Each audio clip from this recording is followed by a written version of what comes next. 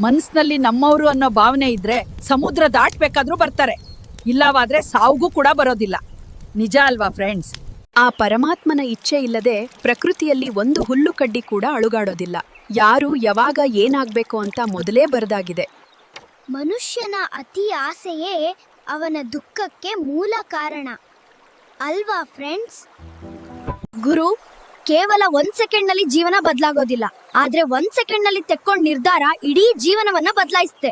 ಗುರು, ನಮ್ ಬಗ್ಗೆ ಕೆಟ್ಟದಾಗಿ ಮಾತನಾಡೋರ್ ಮುಂದೆ ಇನ್ನು ಆನಂದವಾಗಿ ಬದುಕಬೇಕೆ ಹೊರತು ಅವ್ರು ಏನೋ ನಮ್ ಬಗ್ಗೆ ಮಾತಾಡ್ಕೊಂತಾರೆ, ಬೈತಾ ಇದಾರೆ ಅನ್ಕೊಂಡ್ ಕಣ್ಣೀರ್ ಹಾಕ್ತಾ ಹೋದ್ರೆ ಇನ್ನು ಕುಗ್ಗೋಗುವೆ. ಅಂತವರ ಬಗ್ಗೆ ತಲೆ ಕೆಡ್ಸ್ಕೋಬಾರ್ದು. ನಮ್ಮ ಜೀವನದ ಗುರಿಯ ಕಡೆ ಸಾಗ್ಬೇಕು. ಬೀದಿಯಲ್ಲಿ ಬೊಗಳುವ ನಾಯಿಗಳೆಲ್ಲ ಕಚ್ಚಲ್ಲ.